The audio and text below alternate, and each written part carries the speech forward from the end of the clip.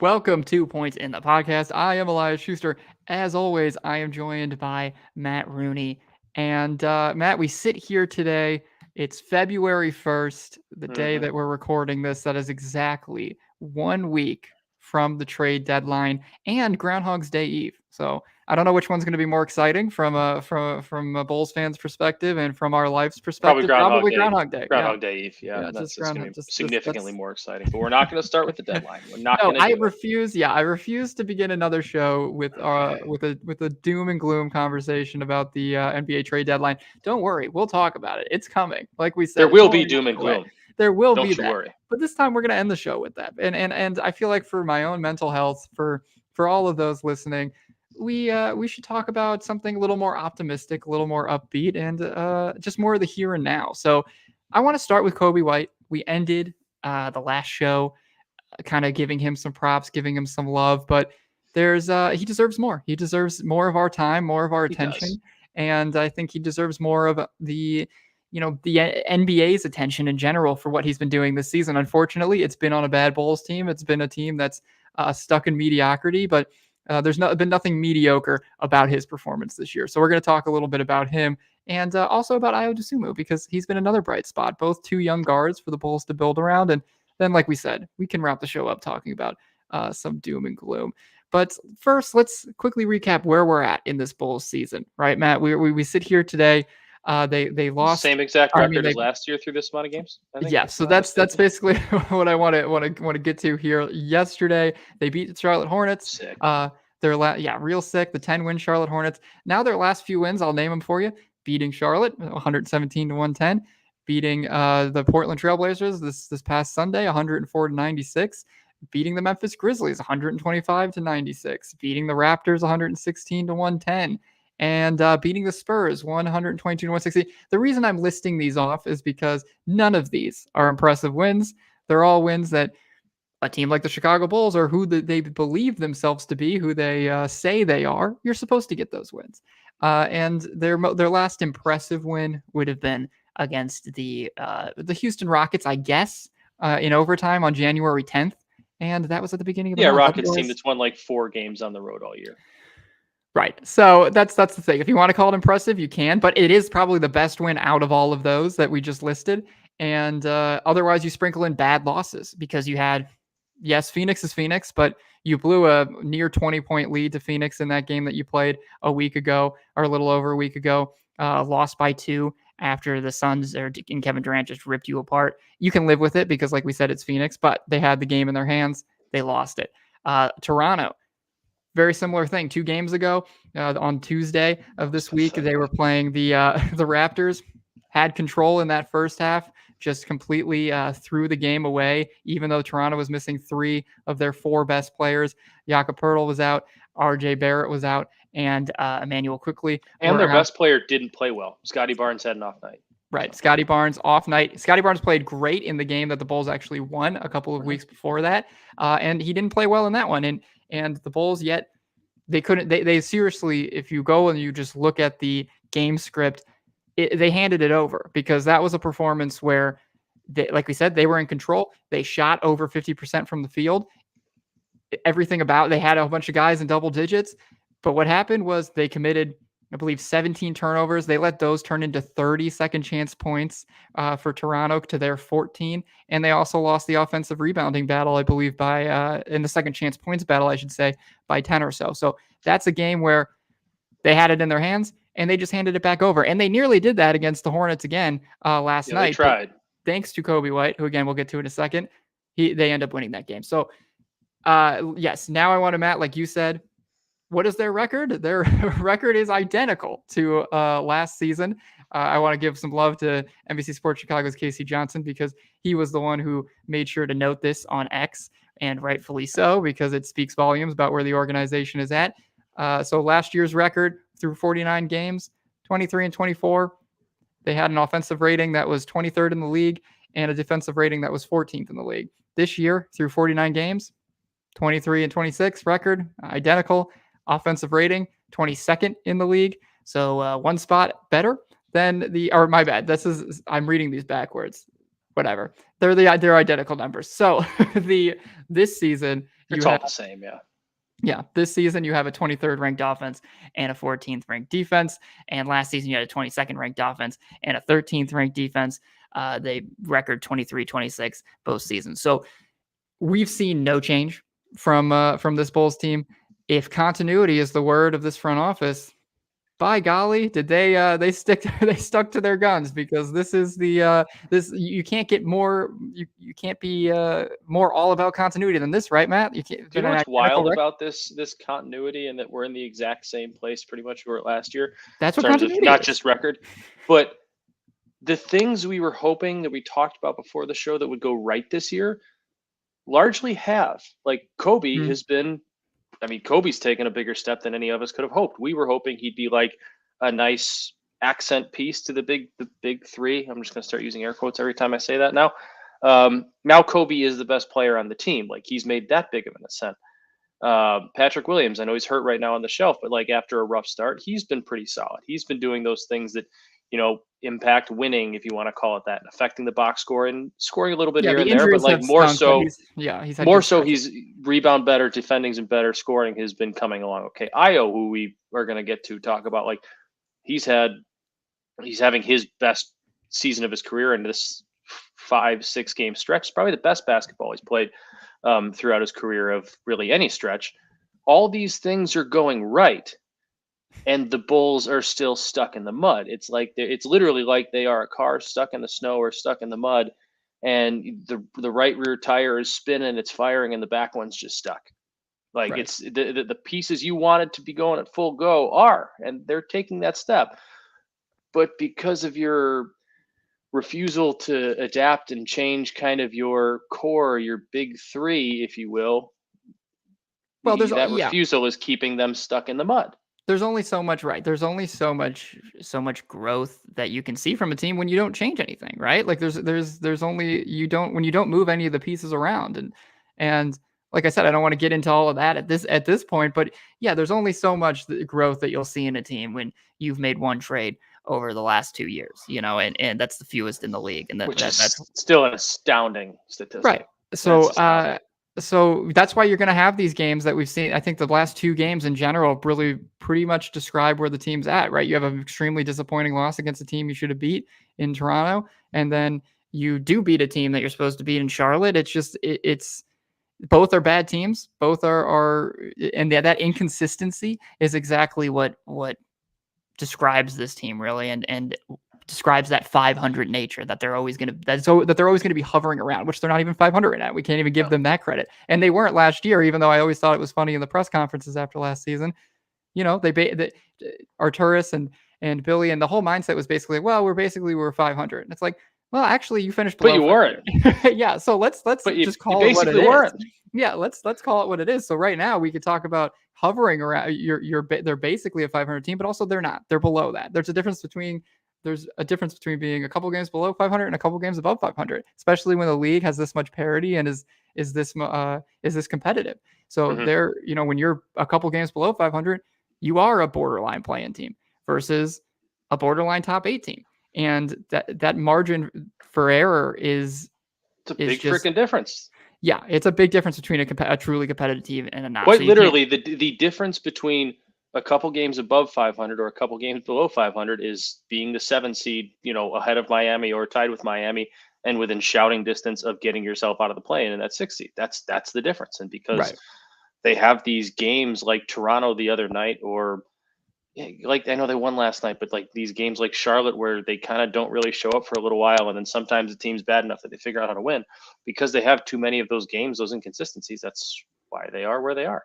Right. And you can sit here and say, oh, they're only like 3 games back from, being that 7 or, but again, that's what we're talking about here, is because the league is this competitive, that games difference, or however you want to call it, like that disparity is a big disparity. It is one that means a lot and tells you a lot about where your team is.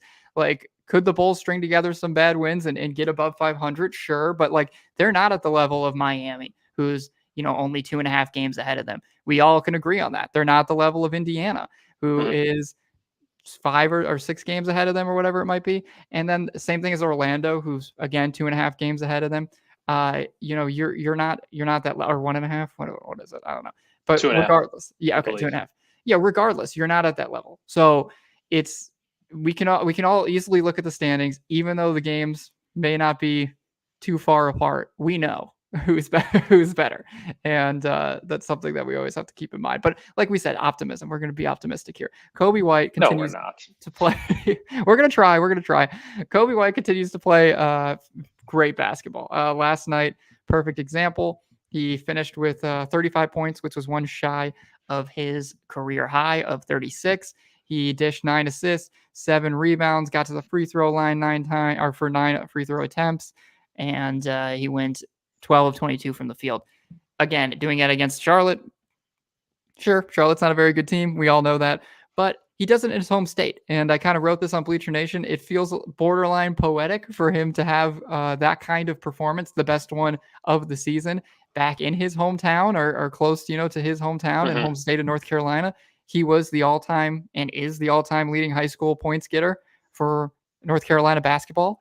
And what I think last night's game did so well is show us, yeah, he's still that guy. He's still that bucket getter. He's still someone who the best part of his game is his ability to score. However, being able to then return home and do it all, show your all-around game, I think must have been a very cool moment for him because, like we said, borderline triple-double there with 9 assists and 7 rebounds as well. And those 9 assists, I think for me personally, if you go and look at that, go look at the second half of that game, even though he scored 20 points in that second half, it was the 6 assists for me that really stand out because that speaks to all of the growth we've talked about this season, all of the improvements and time he spent off the floor to kind of hone his craft and become a more all-around player. He had a couple of dishes specifically to Ayo Dosunmu, who we'll talk about. One great cross-court feed after penetrating and finding him near the corner. And another good one, just keeping his eyes up in transition after a rebound. And Ayo's, sprinting down the floor. He does a Lonzo Ball like heave over to Ayo, beautiful pass and an easy bucket in transition. And I think this playmaking that we see from him, even if it might not be the flashiest, they aren't Tyrese Halliburton passes or numbers or whatever, but the decision making, the ability to recognize how I'm distracting or how the defense is viewing me as a scorer and how they're giving me this attention and how I can manipulate this attention to help out my teammates and to find a better shot. And then combining that with his improved ball handling, which we've talked about all the time now, but he can start and stop, get into the paint, and from there decide, all right, do I have the room here to go up for a layup, go up for a floater, or I made the defense collapse. I can kick out to someone. I can find a cutter. He found Julian Phillips on a great cut to the basket the other day. Like there's a level of IQ here for him that's just high. It's just higher than we've ever seen from him, right, Matt? Yeah, I mean, I feel like I've used this term with him a couple times so far this year already, but the game is slowing down for him, especially Right. on the offensive end. Like it's a cliche term, this but comparison it's every true. time. It's cliche. We talk about it with quarterbacks, and you'll hear people, Luis and Patrick write about it with Caleb Williams and Justin Fields. But like the game is slowing down in front of him. He's seeing things a whole lot better. He's understanding the game a whole lot better. Excuse me. And his feel for the game, just in general, on both sides of the floor, but offense especially, has gotten so much better. He knows when he has to take it. He knows when he has to play a little bit more of a distributor role. And for me, looking at his game log here, like Portland he was fine. He wasn't very good. He couldn't hit a 3 to save his 11. He was 1 for 9. Toronto got into foul trouble early. Didn't really play all that well. Only put up like 13 points. Whole team played terrible. Not a really good effort. Then last night, though, like he's showing this ability to have this short-term memory. Like 2 not great games in a row, whatever, it's fine. I know it's against Charlotte, but like bounce back. Team really needs a win here. Zach's not playing. DeMar and Vooch aren't playing very well. Whatever, I'll go get us a win. Yeah, DeMar didn't do anything last DeMar night. didn't do it. He was like 6 shots or something. Yeah, it was very, very strange. I don't know what's going on there. I think back end of a back-to-back. I think he was just 34-year-old. Like, He's exhausted. Yeah, Coby knew it kind of had to be his night, and last 2 games didn't really. But what I would even say what I would even say though, to you pointing out, like, and I mean, you're right to point it out. 15 points against Portland in that win, and only 13 points against Toronto. But what did he do in that game? He had 6 assists against Toronto. He had 9 assists against Portland with 5 rebounds. Yep. He had a steal in that one. So and he finishes a +7 still. So like even though he's 1 for 9 from 3 in that win. That's for me that's where we're really seeing him having take that next step. It's like I said, the facilitating is a big part of it, but it's the decision making, which includes just an ability to make plays without our ability to impact winning without having to score the basketball, right? Whether it is decision making from actually generating the assist or whatever it may be, to just running the offense the right way, being involved on the active, like, or being active on the glass. Like, he's actively involved and deciding to make the right plays, do the right thing at the right time. And I just think, and even a lot of those shots that he had in that Portland game when he went 1 for 9, like, he's shooting his normal shots. Just some nights you're going to be cold, you're going to have your open shots. So it's his cross box score impact has been super encouraging. The rebounding, which I've already talked about before on the show, but it continues to be pretty strong. Like we said, 7 the previous night. He's at nearly 6 rebounds a game since the calendar flipped to 2024, which is just impressive for a guard. You don't see those numbers very often. For a guard, that goes to showing, like you're saying, like better understanding of the game and knowing who's got the ball, knowing tendencies. Like, hey, this person tends to maybe miss here, there. Like, he's knowing where to be. It's showing more and more understanding of what's going around them, the teams they're playing, the game, the flow of it, the feel of it all. And like he's doing a lot of what we were hoping Patrick Williams would do too. Like, all right, you don't have your best stuff shooting the ball tonight. You can still grab rebounds. You can still get boards. Like Coby White, you're not shooting all that well. You can still, find others. You can play defense. You can grab boards. He's doing that. He's affecting the box score, obviously, in terms of scoring. But on the nights where he doesn't have his best stuff in terms of shooting, he's still, like you said, dishing out assists, grabbing rebounds. And quite honestly, his bad nights now scoring are 13 or 15 points, whereas which is way a year ago, his bad nights were 4 points. Like, yeah, and a lot of that is, a lot of it's volume, like, as well. Of course, he's just getting a chance to score or to take more shots. But yeah, I agree. I think it's clearly just a better understanding from him about what the team needs from him, but also just the confidence in what he's able to do for the team and how they do play better when he decides to kind of take the reins and lead the way. And that was a big thing too in that Hornets game, which I think spoke volumes, but we've seen it a couple other times this year. Obviously not a ton over the last couple of weeks, because I talked about the not great wins they've had. But this ability in last night's game, team needs him. Fourth quarter, heading into the fourth, it's tied. And he has 10 points and 3 assists in that fourth quarter. Like, he was the reason they won that game.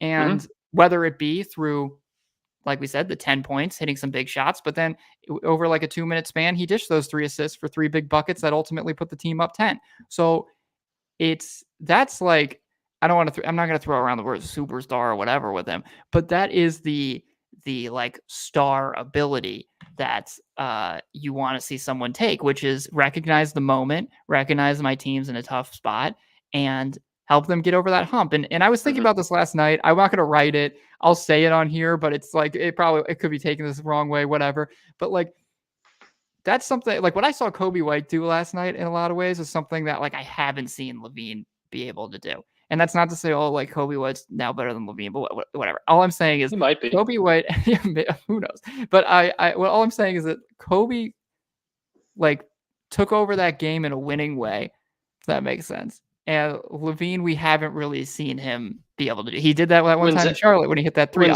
When Zach takes over games, it's him scoring 40 it's points. One-dimensional. It's very one-dimensional. That is how he takes. And you know what?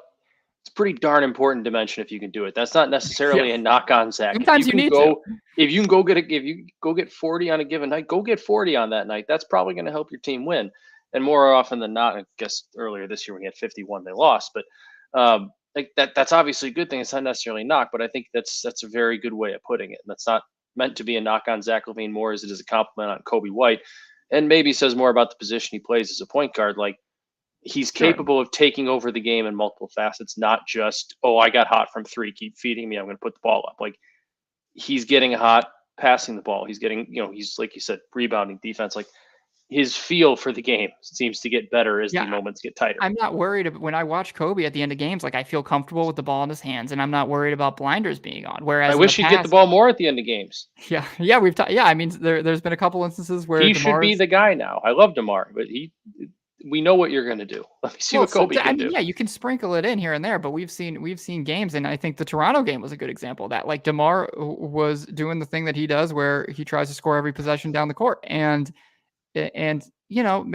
sometimes it's just how it's going to go. We know what DeMar can do, whatever, fine. But with Zach, like we've said, he's had blinders on in the past. We've seen it. We've seen him have some questionable shot selections at big moments, and that's just not a concern I have with Coby right now. Like you said, maybe it's representative of the position he plays, but still a lot of people find him to be kind of that combo guard type. And guard basketball has become largely positionless. Right. Too. Like it just goes back to making the right play at the right time. And I have, it's surprising to myself. Like I'm surprised. I just sit here, continue to be surprised by how much better he is at that now, and how he is able to take that over. So what I wanted to ask though, Matt, and I think we can brainstorm this. I have some names written down. I'm curious with Coby. Let me first give his numbers since the calendar flipped to 2024. So this is the past 15 games. Coby's averaging 22 points, 6 assists, 5.5 rebounds. And so I won't round that one up. The assists are 5.9. So I rounded up to 6. 4.5 free throw attempts, 49% shooting from the field. That's nearly 50%, 49.8, and 39% shooting from downtown. 49% from the field. That's nearly 50%. No, I said 49.8. I know. It was just, it just made me laugh. I just never know when I should round up and when I shouldn't. No, I trust me. I know that it's the same way. Yeah. It's the same way when I'm writing like deadline articles. It's like, for the 5.7, can I say field goal percentage, I'm less prone to do it. But when it's like assists and it's like 5.8, I'm like, should we just say it's 6? It's fine. Yeah, it's fine. But anyway, like we said, good stuff all around. 22 points, nearly 6 rebounds and assists per game, and 48.9% shooting, 39% shooting from 3. With that being said, Matt, what is Coby White's ceiling? I think we need to discuss it at this point, because is he a one-time All-Star? Is he a multi-time All-Star? Is he not an All-Star and he's just, he is who he is? I'm curious first. I'll let you give some thoughts, but I have some names written down, different tiers of players. Curious if White can reach that status. I have a tough time going. I trust your name comparison more than mine, but ceiling, I think, is multi-time All-Star. I mean, like nights like last night are his ceiling, 35, 9, and 7. Now he's going to do that every night. Obviously, no, but he's gotten better every month. He's getting better every month as the year goes on, and he's kind of playing with a team that is just kind of a bunch of misfits that doesn't really go together, even though the front office thinks they fit perfectly together for some reason. We'll get to that. I think we're like, I think I'm now, when I say multi-time, obviously that could just be 2.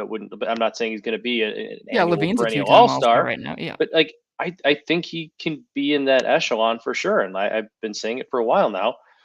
Like, I think Coby White can be the starting point guard on an NBA championship team. I truly do. Like, I think we're getting out of the point where the sample size is small. Obviously, after this year and off season going in next year, you want to see him carry over year to year. And that's the next big test. But so far this year, he's passed every test in terms of can he keep doing this, and he just keeps doing this and kind of getting better. And nights like last night, granted against a bad team, it's a pretty darn good ceiling of a near triple-double. Right, and I think when you throw around comments like he could be the starting point on a championship team, that doesn't necessarily mean he's one. I'm not saying he's the 1A on a championship team, or even the B. It just means he could be part of a winning environment. And I think So I agree. Names that I had written down, these are one-time All-Stars, just like 3 guys who currently are in the league, one-time All-Stars. I'm curious if we think Coby White can reach kind of the status that people view these guys at. DeJounte Murray, name popular in the trade market right now. Darius Garland, point guard on the Cavaliers. I think pretty close, honestly, to what Coby can do and what Coby provides you. And Fred VanVleet is another name. Like, those are 3 guys who have. Murray hasn't really done it in a winning environment yet, but one-time All-Star. Darius Garland made an All-Star game. He's done it in a winning environment. Young guard, definitely a better passer than Coby is, but both can be kind of fiery scorers.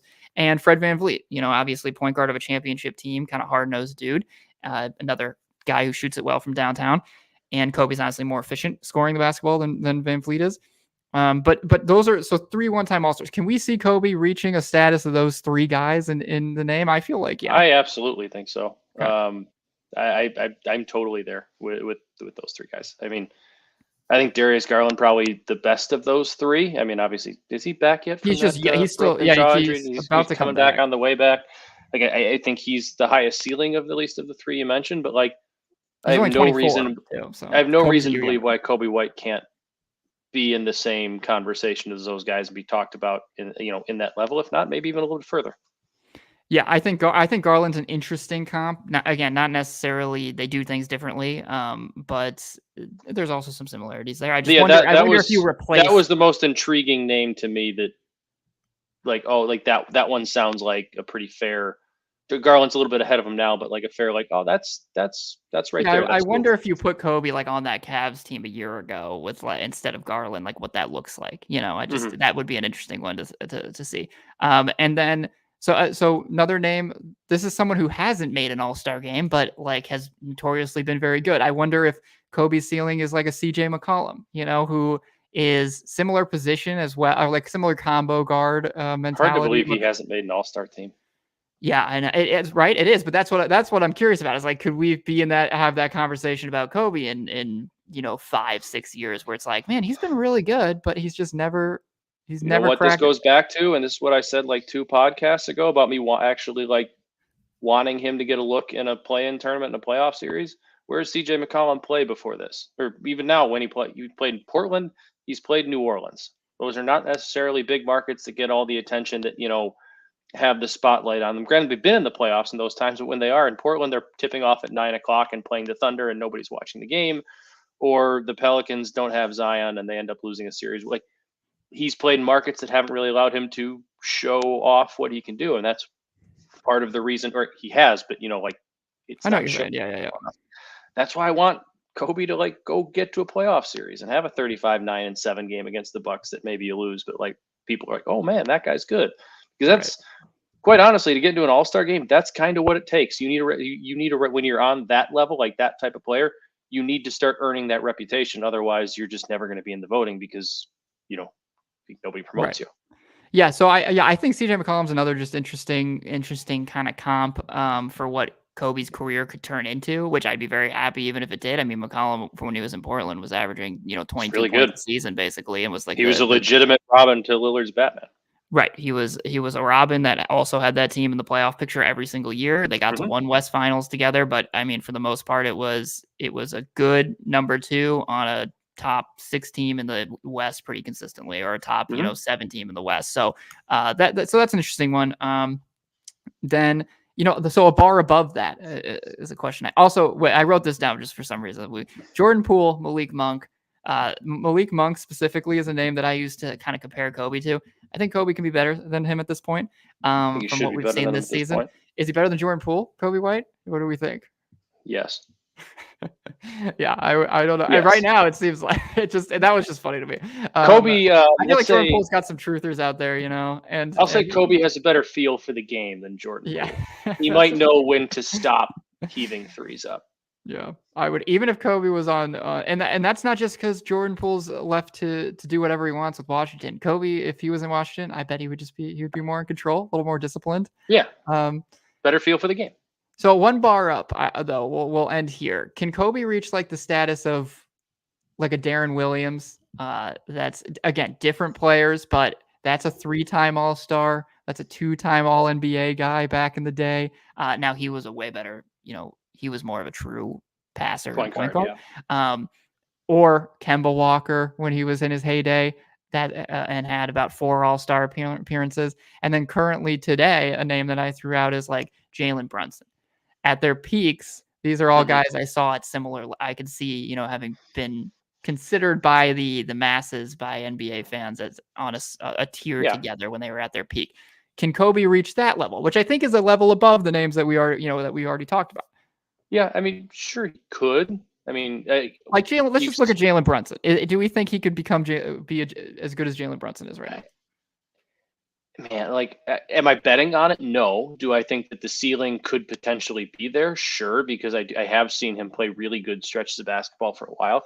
But I think part of that too might come down to the roster around him, and if that's if he's got the help around him. Because look who Jalen Brunson also has around him. He's got Jason Tatum and a really deep and complete roster. And those Darren Williams Jazz teams might not have really had another star, but they had some really good teams throughout those years, and they were a playoff contender. And Carlos Boozer was there. He was like they had some very good players and some good teams and were well coached. So like I think the ceiling might kind of be dependent on the environment that he is in and what is built around him. And I think that's my nice way of saying he's not in that environment right now. I think it's always interesting to just put them like for Jalen, if you're putting Coby and Jalen's spot on the Knicks, like if you put they're not the same, and that's how you can kind of decide it.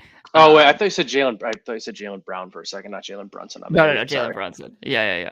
Which Same, I think whatever. He's playing with Julius Randle, who's really good. He's got a head coach and Tom Thibodeau, granted, who runs players. They got OG Anunoby now, yeah. Sorry, my dumb brain heard Jalen Brown. I'm an idiot. No, that's okay. No, you're good. Too many cough drops this week.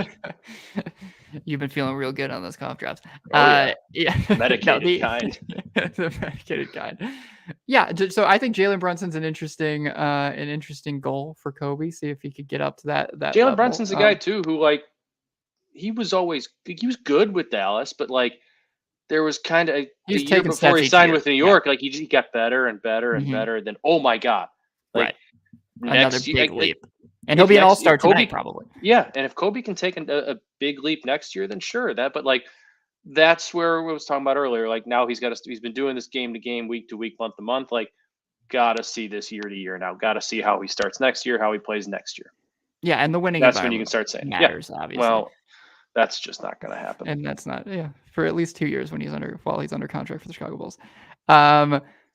Okay, but let's move on from our Coby love and let's give some love to Ayo Dosunmu for a few minutes. I think Ayo is, like we said, on this probably the best stretch of his career right now. He has 9 straight games scoring in double figures, which is the longest streak of his career. Previous to that, I believe, was 7 games, I want to say. And before that, 7 games was, I should say he broke the record during this stretch with his 7th game in double figures. That was the most. Before that, it was only 5 games over his first 2 years. He did it once rookie season, once sophomore season. This season, he now is up to 9, which is his longest streak. Over that stretch, those 9 games, he's averaged 15.6 points per game, 2.9 rebounds, 3.1 assists, a block and a steal, shooting 60% from the field and 50% from 3. Low volume for the most part. He's taking about 3 a game or so, but better 3-point shooting from him, especially in catch and shoot situations than we've seen. He goes really up and down from 3-point land, which he does. Could really, if he could just be more consistent there, I mean, it really unlocks, I think, a lot of what he can do. But yeah, and he also has 6 games shooting in double figure field goal attempts. So, he's not, I mean, some of that it relates to injury trouble for the Bulls, but also just him being a little bit more aggressive. And I think falling into this confident stretch, scored 16 last night, 21 the night before that. And the ball's just really rolling for him right now. I think he looks more comfortable than we've really seen him. Specifically in the half court setting, for me, has always been what we've been looking for. We know he's good in transition. He's honestly one of the most underrated players in transition, probably in the league. Just his acceleration, he gets ahead a lot of the defense really easily, and he just takes long strides to get down the floor. But half court wise, we've been wondering, okay, how can he take guys off the dribble? His first step was pretty quick in college, and we wanted to see that start to translate more to the NBA. And we've seen it more. I think last night, specifically against Charlotte, he was less afraid to just kind of go at guys in that setting and finish strong at the rim. And that's why we see him shooting 60% from the field, because a lot of these shots for him are just coming at the rim. He's not someone he does not take in mid-range shots right now, even though that was something he's pretty good at in college. He's, taking those catch and shoot threes. Obviously his percentage is bumped, or it's good to see him hitting these like we talked about, but just a lot of shots are coming at the rim for him right now. And he's always been a good finisher. He's always had great length, which helps him kind of get shots off over guys or higher up off the glass. And it's encouraging because I think he's never going to be a big time scorer. He's not Coby White, he's not one of these guys, even though he was a go-to scorer when he was with the Illini. That shouldn't be the expectation for him, but 15 points per game, that'd be great if that could be, what awesome. he becomes. Yeah. If that could be the type of player that he becomes. So it's been exciting. I think when you combine that with what we've seen from Coby, it just underscores like, hey, there's some, we've talked about it before on the show. There's some guys there for you to build around. Like, it's not like you'd be starting from nothing if you want to start retooling. Like, it's possible that Ayo can be a starting role player. It's possible that he can be a 6-man type. Like, there's definitely something there with him.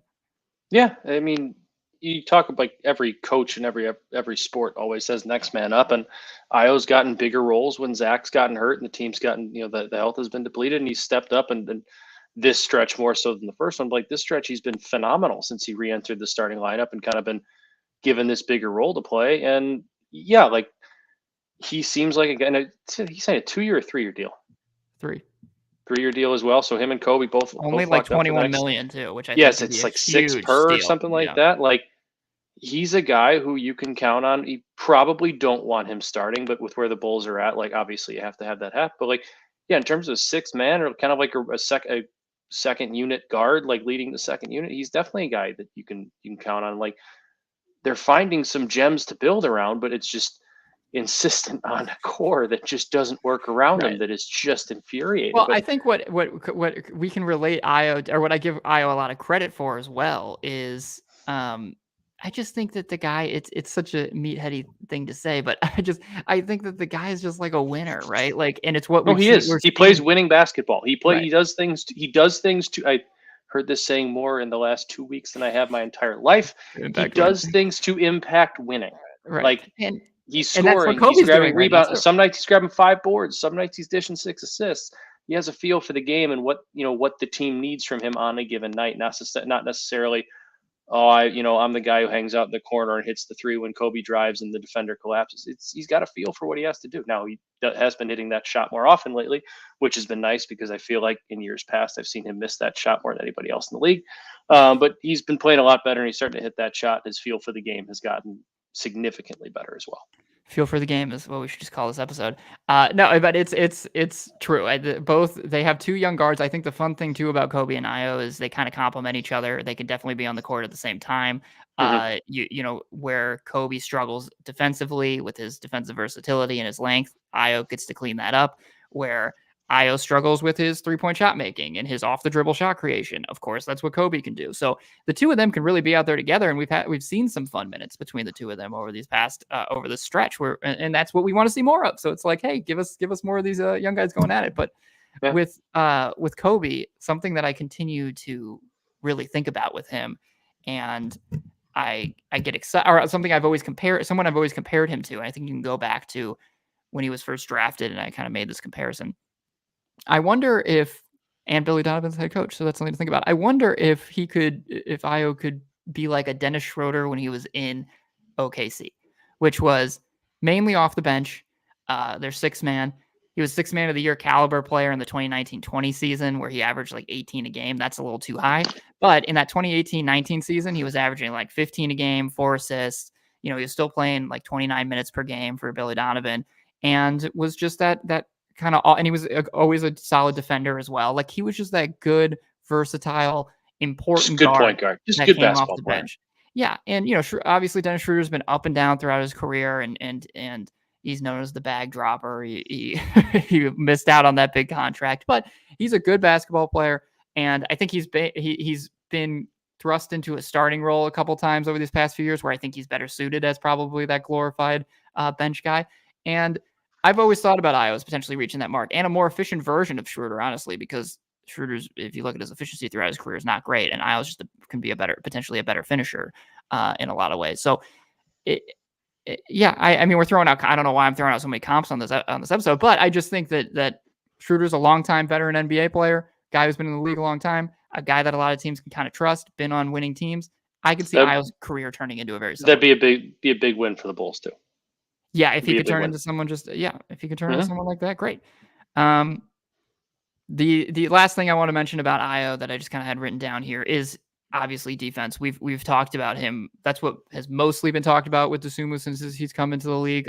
Really solid defender, and even better, honestly, than I expected him to be. Just because it's not that he was bad in college, Yeah. but he was the scorer. He was definitely more offensive minded. But that's what's been so great about him. He comes in the league, he plays what role you ask of him, and the Bulls have needed his perimeter defense. He looks better and better on that end. I think he must be learning from Alex Caruso in some ways about I would think that Caruso's helped him a ton. just Caruso's activity and the way he makes up so much ground and the way he's constantly, like Caruso soars in for that random block as the guy's going up for the layup. It there's so much I think that Io has probably picked up watching him that we're now seeing Io do. He had a really nasty block the other day. He had 3 actually against Portland, and he's now up to 1, 2, 3, 4, 5, 6, 7 straight games with at least 1 block, which for a guard It's not bad. is pretty darn good. Yeah, for a guard, that's pretty great. And he had 3 steals against Charlotte last night. Like he's just a really solid defender, and I don't know if it's even talked about as much as it should be, especially this season and over this stretch where we talk about the 15 points per game. He's also recording a block in almost each game, which again is just impressive. It really speaks to how involved he is across the floor on defense and how active he is, which the Bulls need. So I mean, you said it when you started talking about that, like started talking about it, like he wasn't necessarily known as the greatest defender in college, but he saw that as a way he could get himself on the floor in the NBA. It's what he was asked to do. So he developed, he learned, he got good at it. And he obviously has the frame for it, but he saw that as a spot he could help and impact the team and get on the floor. And instead of just being, nah, that's not who I am, he went out and did it. And he's now 3 years in the league, finding ways to get on the floor, consistently on the floor, starting, granted, on an injured NBA team, but he's starting in the NBA because of it. Yeah, he's taken advantage of every opportunity he's had, and when the opportunity hasn't necessarily been there, he's forced Billy Donovan to put him back out there because a lot of people thought that he might be out of the rotation this year just because they got Javon Carter. He's kind of taken Javon Carter's spot. 100%. Javon Carter hasn't had a good year. Io's looked great, and last year similar. Not that he was going to be out of the rotation, but he just played way more and started more games than anyone expected him to. So it's he always finds a way, and I give him a ton of credit for that because it can be hard to do in this league for sure. Okay, last thing is we'll finish on the Doom. It's can we bitch about the team now? Can we bitch about the front office? Yeah, we're gonna do so now. We can complain for the last like 5 minutes here. If you just want the optimism, then go ahead, turn it off. If you want to rage with us, then I don't know why a Bulls fan would want optimism right now outside of the stuff we just talked about. There's really no reason. Well, it's hard to come by, that's for sure. Okay, so here's the deal. There's not a lot that's changed, but that's the problem. That's the problem, right? So the Athletics Darnell Mayberry, he reported earlier this week that where the Bulls stand before this deadline. It's not surprising at all, but it is what it is, and it's not what anybody wants to hear. Here's the quote. With a week remaining before the NBA's trade deadline, few within or around the Chicago Bulls organization anticipate the franchise making a major move. If the Bulls swing a deal before the February 8th deadline, most will be surprised. It's not that the Bulls can't make a trade, but there's a prevailing belief that the front office won't commit to anything substantial. End quote. I have one question for the front office, Matt. What would you say you do here? What is it you say you do here? What is it you say you do? Well, they signed Alex Caruso. Remember? It's a great contract. Everybody wants it. So. How about now? What would you say you do? Oh yeah, they did that a couple years ago, and that was part of their 5-year plan. This is all part of their 5-year plan. Okay, I'm so confused. And look, I don't want to. We'll do a full rage probably on February 9th when the Bulls actually do nothing, because I don't want to sit here and spend too much time complaining and then they actually do something, which we talked about in the last show. They haven't earned the benefit of the doubt. That's true. But we talked about it on the last show, right? Which is like, or on one of the shows, which is, yeah, they blindsided us when they first took over the team at that trade deadline, did a bunch of stuff. So it's not like, even though they've been inactive the past couple of years, it's not like they haven't surprised us before. We know they keep things close to the vest. The problem with keeping things close to the vest is is the problem, and the benefit is you never know what they're going to do. So it's possible, yes, that they go on and do something.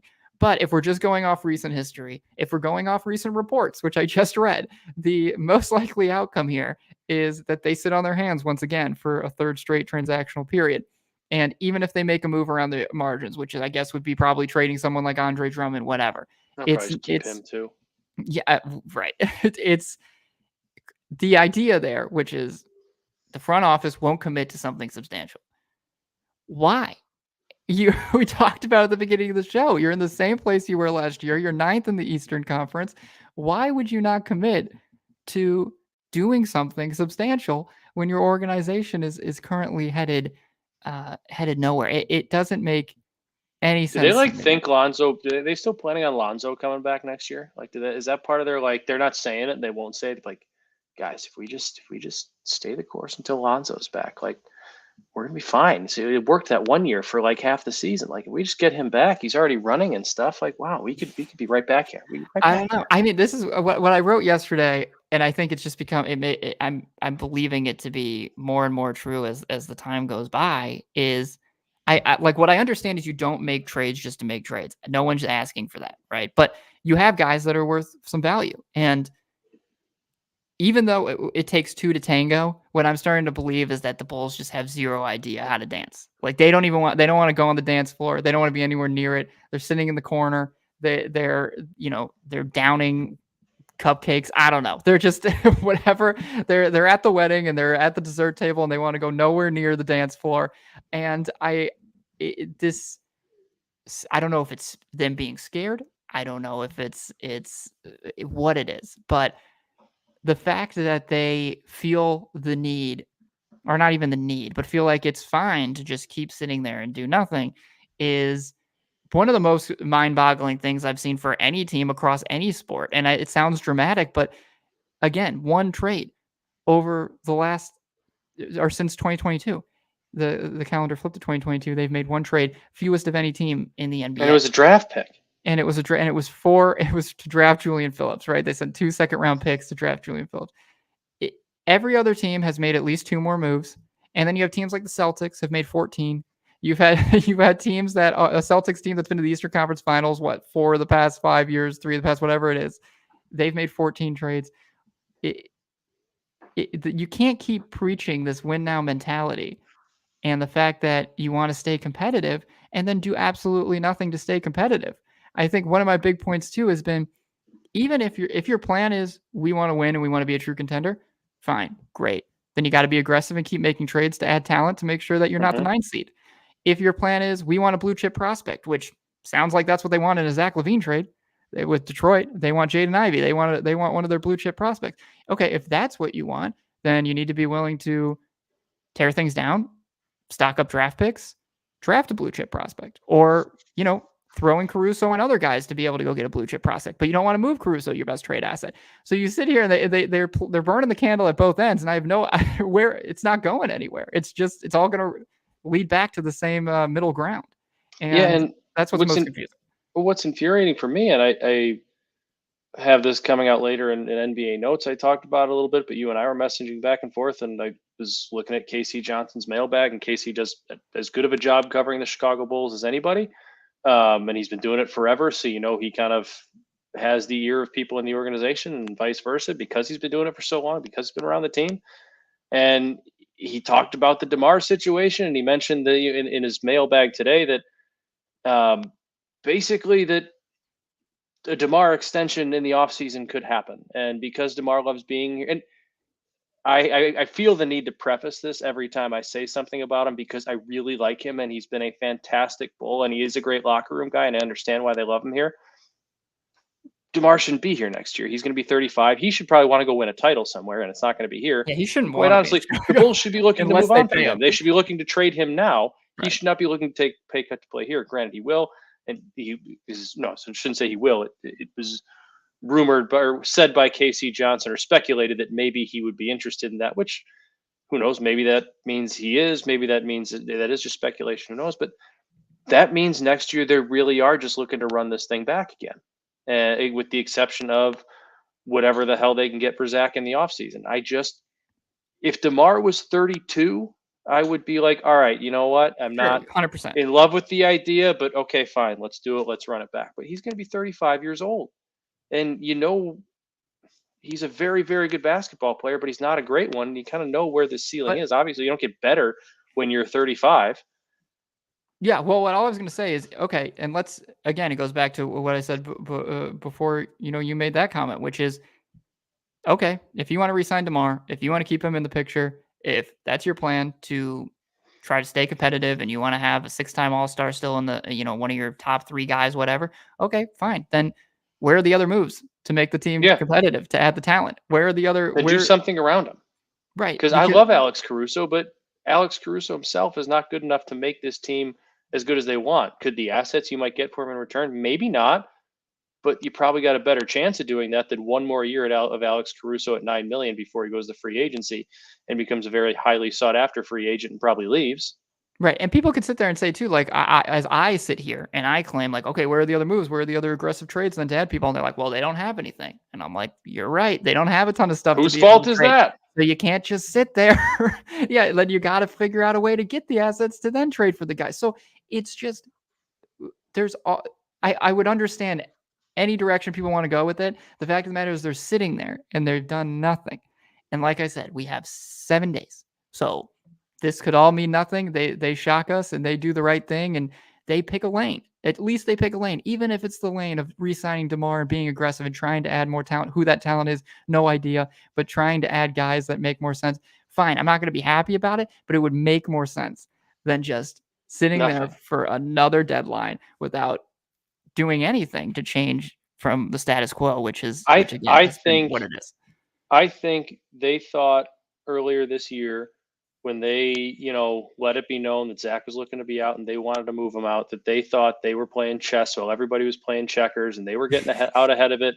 And there Yeah. was going to be this big market for Zach. Obviously, then the injury happened and that was bad luck. That was bad timing if that But that's doesn't not why happen. there's a limited market for Zach. No, but if that doesn't happen, you can't convince me that his first injury and then now the second one doesn't play somewhat of a role in a team being Oh, unwilling to sure, part ways, sure, like the sure. Pistons parting ways with Jaden Ivey for 3 more years of this.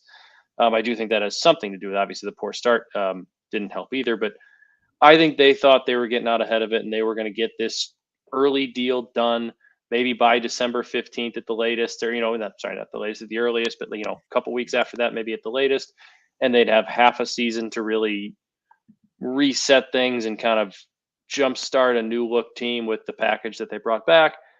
And they went fishing and just got absolutely no bites. And now they're kind of like, oh shit, what are we supposed to do now? The plan didn't work. We don't have assets to work with. We weren't able to trade Zach. Zach's got to play. We still want to keep her. Now what do we do? And I think that they're just kind of deer in the headlights. And it's a little bit of, well, I guess we'll just trade him in the offseason then, and we'll just start this whole master plan next year. I Right. kind of think that's where they're at. And I don't know. I don't blame them for not wanting to move Zach now when you're selling as low as you possibly could on him. And hopefully he does come back and plays better and you can move him at the end of the year. But just doing nothing is infuriating. Maybe they will trade Drummond, but I like Andre Drummond. He's a good basketball player. If he's here at the end of the year, that's dumb. That's just dumb on the Bulls' part. Yeah. Yeah. All right. I that's where I just want to stop it. It's too much. It's a lot of the same old because the Bulls just keep giving us the same old. So, we're gonna come to you next week. I think the trade Deadline is deadline. right now next week, right? Isn't it Right. 4 o'clock? Right. So I'm thinking we might just have to wait until Yeah, after the maybe we'll do deadline. a Thursday evening reaction show Yeah. or something Yeah. like We'll that. plan something and So the Bulls we'll doing nothing. definitely get in your It might. ear. I wrote about this in NBA notes too, but might be a little bit of quiet deadline. Not a lot of big names getting floated around. The DeJounte Murray thing, Atlanta should move him, but their asking price seems ridiculously high right now, and they want nothing to do with D'Angelo Russell. So the Lakers move doesn't seem like that's happening unless they can get a third team in. The Lakers are now looking at a trio of meh from the Nets. Zach's not going anywhere. The Raptors already made their two big moves. I know anything can happen in the NBA at the trade deadline or during an acquisition period, but this one feels like it might be a little bit boring outside of a few Andre Drummond size moves. Right. Yeah, Well, we'll see. We'll size see. talent moves, not actual size. He's a very big man, so an Andre Drummond size move would be massive. No, I agree. I'm very curious to see how things materialize. New rumors and reports can always drop. Surprising deals can always get it done. But I think, like you said, DeJounte Murray, even Levine, and if a Levine deal gets done, it would be pretty shocking. But Yeah. those are the two biggest names right now, and I don't necessarily think that is going to change. But we'll come back next week and we'll cover it all, and we'll probably be just as sad as we Angry. are right now. Thank you everybody for listening. We will talk to you next week.